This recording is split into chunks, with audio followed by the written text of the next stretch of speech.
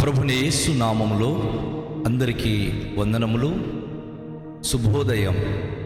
యేసయ్య మాట అనే ఈ యొక్క కార్యక్రమానికి ప్రేమతో నేను మిమ్మల్ని ఆహ్వానిస్తూ ఉన్నాను. ప్రియదేవునికి బిడ్డలారా, అనుదినము యేసు ప్రభువారు మనకిచ్చే అనేకమైన విలువైన మాటలను మనము ధ్యానిస్తూ ఉన్నాం. ఆ మాటల ద్వారా మనకు ఎంతో ధైర్యాన్ని, మనకెంతో సామర్థ్యతను ఇస్తోంది. ఈరోజు మత్తయి సువార్త 10వ అధ్యాయములో 16 వచనం నుండి 23 వచనాల వరకు మనము ధ్యానించుకుందాం. ఇదిగో, తోడేళ్ళు మధ్యకు గొర్రెలను పంపినట్లు నేను మిమ్మును పంపుచున్నాను గనుక పాముల వలె వివేకులను, పావురం వలె నిష్కపటులై ఉండుడి. మనుషులను గూర్చి జాగ్రత్త పడుడి. వారు మిమ్మును మహాసభకు అప్పగించి తమ సమాజ మందిరములలో మిమ్మును కొరడాలతో కొట్టింతురు. వీరికిని అన్యజనులకును సాక్ష్యార్థమై వాని నిమిత్తము మీరు అధిపతుల యొద్దకును రాజుల యొద్దకును తేబడుదురు. వారు మిమ్మును అప్పగించినప్పుడు ఎలాగూ మాట్లాడుదుము, ఏమీ చెప్పుదుము అని చింతింపకుడి. మీరేమి చెప్పవలనో అది ఆ గడియలోనే మీకు అనుగ్రహింపబడును. మీ తండ్రి ఆత్మ మీలో ఉండి మాట్లాడుచున్నాడే గాని మాట్లాడువాడు మీరు కారు. సహోదరుడు సహోదరిని, తండ్రి కుమారుని మరణమునకు అప్పగించెదరు. పిల్లలు తల్లిదండ్రుల మీద లేచి వారిని చంపించెదరు. మీరు నా నామము నిమిత్తము అందరి చేత ద్వేషింపబడుదురు. అంతము వరకు సహించినవాడు రక్షింపబడును. వారు ఈ పట్టణములో మిమ్మును హింసించినప్పుడు మరి ఒక పట్టణమునకు పారిపోవుడి. మనుష్య కుమారుడు వచ్చు వరకు మీరు ఇశ్రాయేలు పట్టణములలో సంచారము చేసి ఉండరని నిశ్చయంగా మీతో చెప్పుచున్నాను. ప్రియదేవునికి బిడ్డలారా, ఈ ప్రశస్తమైన ఉదయకాల సమయంలో నేటి సమాజంలో ఏం జరుగుతుందో 2024 సంవత్సరాలకు పూర్వము అది యేసు ప్రభువారు తన శిష్యులకు తెలియచేశారు. అప్పుడు చెప్పిన మాటలే ఈ రోజు వరకు కూడాను జరుగుతుంది. యేసు ప్రభువారి యొక్క సాక్ష్యము చెప్పి యేసు ప్రభును గురించి ప్రకటించే బిడ్డలు ఈరోజు లోకంలో ఎలా ఉన్నారంటే, గొర్రెపిల్లల మౌనంగా అన్ని సహించే స్థితిలోనికి దేవుడు ఆధిక్యత ఇచ్చాడు. చుట్టూ ఉన్న మనుషులు తోడేళ్ళలాంటి వారు. చాలాసార్లు దేవునికి భయభక్తి కలిగి జీవిస్తున్న దేవుని భక్తుల మీద చీల్చి వారిని హతమార్చాలని, వారి జీవితాలను ఎన్నెన్నో విధాలుగా చేయాలని ప్రయత్నాలు చేస్తూ ప్రయోగాలు చేసేవారు చాలామంది ఉన్నారు. అయితే క్రైస్తవ బిడ్డలు వారి మధ్య గొర్రెల వల్లే మౌనంగా సహించుకుంటూ వెళ్ళే ఆధిక్యత కలిగిన వారు. ఎప్పుడు కూడా క్రైస్తవుడు ఎగసి పడవద్దు. క్రైస్తులైన ఏ బిడ్డలైనా ఎవరితో పోరాడవద్దు, గొడవ పడవద్దు. ఎవరైనా ఏమైనా అన్నప్పుడు సహించడము, భరించడము, ఓర్చుకోవడం అది దేవుడు మనకు అనుగ్రహించిన గొప్ప ఆధిక్యత, గొప్ప భాగ్యం. అది ప్రతి ఒక్కరు మనము గుర్తుంచుకోవాలి. అయితే ప్రభు అంటున్నాడు, తోడేళ్ళు మధ్యకు గొర్రెలను పంపినట్లు నేను మిమ్మల్ని పంపిస్తున్నాను. కనుక వారి దగ్గరికి వెళ్ళినప్పుడు మీ నేచర్, మీ యొక్క స్వభావం ఎలా ఉండాలి? 2 విషయాలు యేసయ్య మనకి ఇక్కడ నేర్పిస్తున్నాడు. ఒకటి, పాము వలె వివేకముగా ఉండండి, పావురం వలె నిష్కపటులై ఉండండి. నిజంగా చాలాసార్లు మన వాళ్ళే మనకు విరుద్ధంగా మాట్లాడినప్పుడు మన మనసు పూర్తిగా ఏదో అయిపోతుంది. ఇంత పెద్ద మాట అన్నారు, మేము ఇంత మేలు చేస్తే మాకు తిరుగుబాటు చూపిస్తున్నారు అని బాధ అనిపిస్తుంది. కానీ అప్పుడే పావురంలాగా నిష్కపటులుగా ఉండాలి. వారి మీద మనం కపటం పెట్టుకోకూడదు, కానీ వారి కొరకు మనం ప్రార్థన చేయాలి. వారిని పగ పెట్టుకోకూడదు, కానీ వివేకంగా ఉండాలి. ఖచ్చితంగా ఒకరోజు వారు మనకు లోబడతారు. పాము వలె వివేకము కలిగిన వారే ఉండుడి అని ప్రభు చెప్తా ఉన్నాడు. పాముకు వివేకం ఏమిటి అని ఆలోచిస్తే నిజమే, అది పసిగడుతుంది. ఎటు నుంచి అపాయం వస్తుంది, ఎవరు ఏదైనా చేస్తున్నారా అనేది అన్ని జీవుల కంటే పాముకు ఎక్కువగా మరి ఆ విచక్షణ ఎక్కువగా ఉంది. అందుకే అది వివేకంగా ప్రవర్తిస్తుంది. ఎవరికి చిక్కదు, ఎవరు దానిని హతమార్చలేరు. అది చాలా జాగ్రత్త కలిగి జీవిస్తూ ఉంది. ఈరోజు మీకు, నాకు, మనకు కూడా ప్రభు చెప్తా ఉన్నాడు, పాముల వివేకంగా ఉండండి. చాలాసార్లు మనుషులు మిమ్మల్ని సమాజ మందిరంలోనికి తీసుకెళ్ళి అప్పగిస్తారు. సొంత అన్నదమ్ములే, సొంత తల్లిదండ్రులే విరోధంగా మాట్లాడతారు. నిజమేనండి, చాలామంది జీవితాల్లో ఇది జరుగుతుంది. ఇంటోళ్ళందరూ ఒకటైపోవడం, ప్రభును నమ్మిన బిడలకు వెలివేయడం, బాధించడం. గ్రామంలో ఒకవేళ కనుక తగు అయితే ఆ తగులో వాడికి మాకు సంబంధము లేదు అని అనడం, వారికి కష్టాలు వచ్చినప్పుడు మరలా మన దగ్గరికి రావడం, మరలా మన దగ్గరికి వచ్చి అయ్యో అన్నదమ్ములు సహాయం చేయరా, అక్కచెల్లెలుగా సహాయం చేయరా అని చెప్పి అంటారు. కానీ మనకు కష్టాలు వచ్చినప్పుడు మాత్రం సమాజ మందిరానికి అప్పగిస్తారు.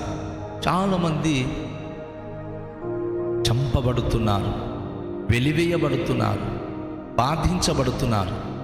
అందుకే ప్రభు అంటున్నారు, అలాంటి భయంకరమైనటువంటి పరిస్థితుల్లోనికి మీరు వెళ్ళినప్పుడు మీరు నిష్కపటులుగా ఉండండి. వారు కపటం పెట్టుకొని ఎన్నో చేయొచ్చు, కానీ వారి మీద మీరు కపటం మాత్రం పెట్టుకోకండి. వారు మీకు ఎన్నో కీడు చేయాలని యోచించవచ్చు, కానీ మీరు వివేకం గలవారు.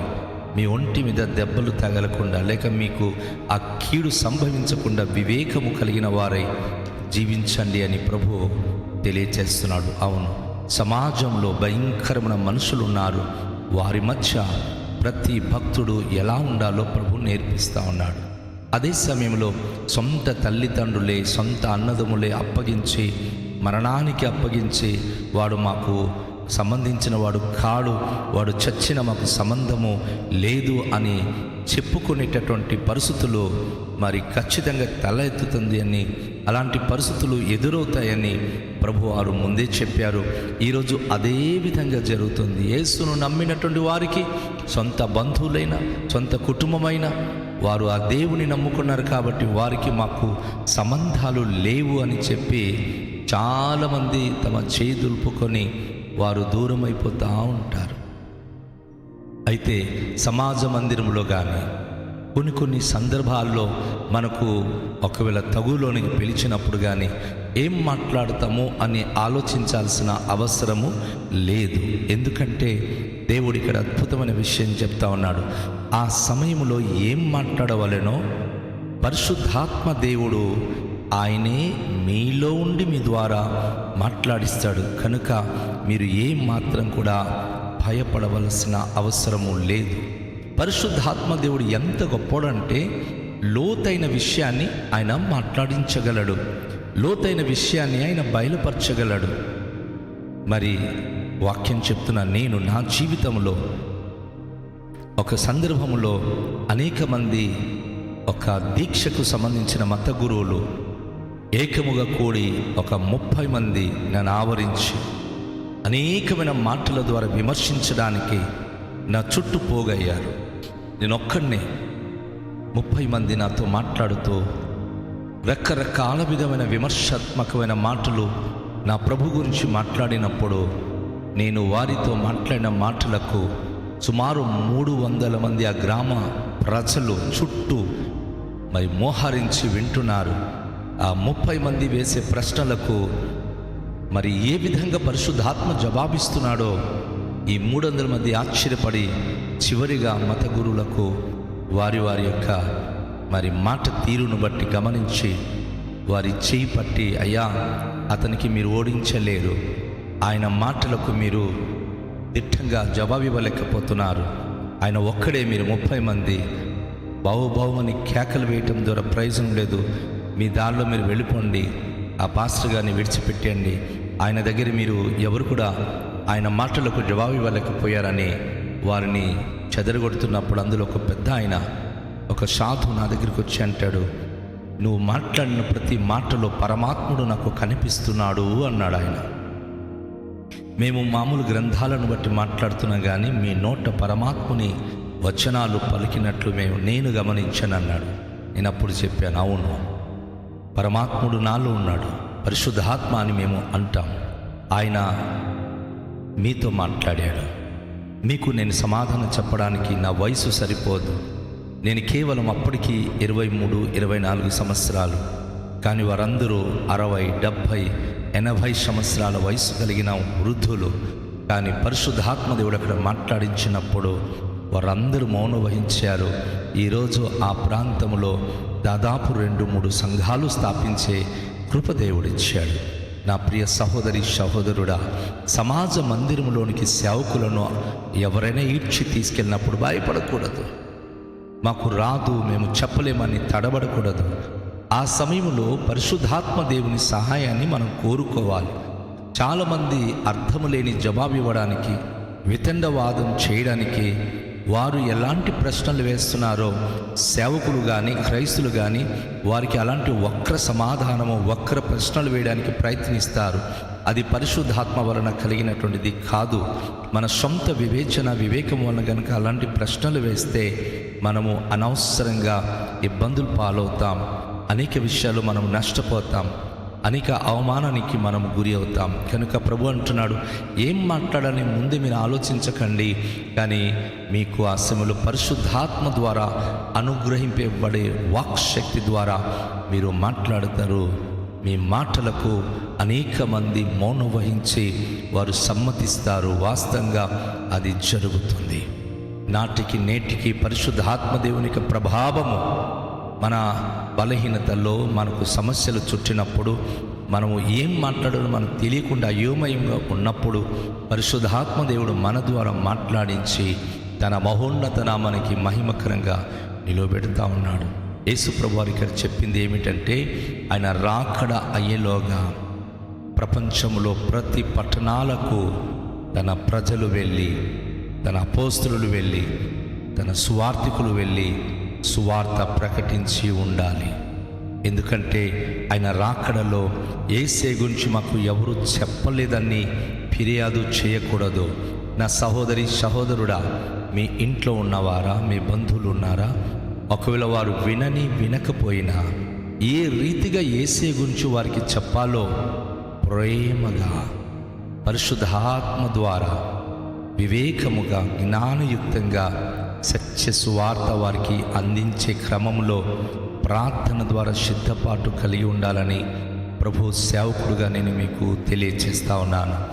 ఆ రీతిగా మనం చెప్పగలిగినప్పుడు ఆయన రాకడలో ఎంతవరకు సాధ్యం అంతవరకు అనేకులకు మనము ప్రభువును గురించి బోధించి చెప్పి తన నామానికి మహిమకరంగా పరిచర్యను మనము చేయగలిగిన వారమై ఉండగలము. ఈరోజు ఈ ఉదయకాశములో దేవుని మాటలు వింటున్న నా ప్రియ సహోదరి సహోదరుడా, ఎలాంటి శ్రమలు వచ్చినా, ఎవరు మనకు వెలివేస్తున్నా, ఎవరు మనకు దూషిస్తున్నా, ఎవరు మనకు ద్వేషిస్తున్నా బాధపడమకండి, ఏ మాత్రం కృంగిపోమకండి. ఎందుకంటే ఆవశ్యకంగా అవన్నీ జరగాలని ప్రభు ముందే తెలియజేశాడు. కనుక అది జరుగుతుంది. అయితే ఆయన సువార్త పరిచర్య విషయంలో పరిశుద్ధాత్మ ద్వారా మనము చెప్పడానికి సంసిద్ధత కలిగి ఉండాలని మర్చిపోమకండి. రండి, ఈ సమయంలో తలలుంచుకొని దేవునిలో మనము ప్రార్థన చేద్దాం. దేవుడు ఈ యొక్క మాట ద్వారా మనను బలపరిచి తన రాకడ పర్యంతము తన పరిచర్యలో బలంగా వాడుకొనుగాక. మిక్కిలి దయగల పరలోకపు తండ్రి, మీ పరిశుద్ధ నామానికి వేలాది వందనాలు, స్తోత్రాలు.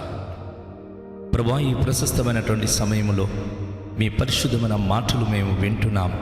రండి ప్రభువా, నీ వాక్య క్రమంలో మమ్మను దీవించండి. నీ వాక్యాన్ని బట్టి మమ్మను ఆశీర్వదించండి. మీ కృపలో మమ్మను బలపరిచి నడిపించండి. ఆశ్చర్య కార్యములు మా జీవితంలో జరిగించండి. ఎలాంటి శోధన శ్రమలు ఆవరించినా మీ రాజ్య వ్యాప్తి నిమిత్తము మేము నిలిచి మీ కొరకు ప్రకటించి సమస్తమును సహించినప్పుడే పరమండలములో మాకు బహుమానము మీరు బహుకరించే దేవుడై ఉన్నారు. అట్టి కృపతో మమ్మను నింపండి. అట్టి కార్యములు మా జీవితంలో జరిగించండి. సకల మహిమ ఘనత ప్రభావములు మీరే పొందుకునండి. రండి ప్రభువా, ఈ సమయమున మీరు దీవెన అనుగ్రహించి ప్రభువా మీ యొక్క కృపతో మమ్మను బలపరచుమని, ఈ దినము గొప్ప అనుభూతి మాకు దయచేయమని యేసు నామములో ప్రార్థిస్తున్నాము తండ్రి, ఆమేన్. అందరికీ షాలోమ్. ప్రభువు మిమ్ములను దీవించును గాక.